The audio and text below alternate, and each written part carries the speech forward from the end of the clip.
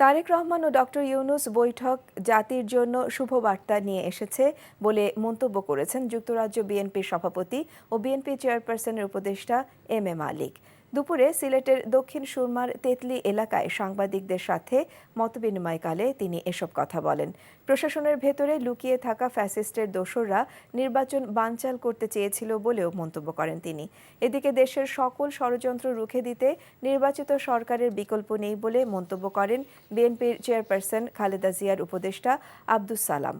দুপুরে নওগাঁর বদলগাছী উপজেলার পরিষদ মিলনায়তনে রাজশাহী বিভাগের জেলা মহানগর বিএনপির অঙ্গ ও সহযোগী সংগঠনের পর্যালোচনা সভায় তিনি এই মন্তব্য করেন। বিএনপি মুখ থুবড়ে পড়লে দেশের গণতন্ত্র ব্যাহত হবে বলে মন্তব্য করেছেন বিএনপি জাতীয় নির্বাহী কমিটির সহ সাংগঠনিক সম্পাদক অ্যাডভোকেট ওয়ারেস আলী মামুন। সদর উপজেলা বিএনপির আয়োজিত বিশেষ সাধারণ সভায় তিনি একথা বলেন। বান্ডেল থাকলে প্রতি সেনমানিতে টাকা বাঁচবে। বিকাশ সেনমানি বান্ডেল কিনে জিতুন প্রতি লেনদেনে।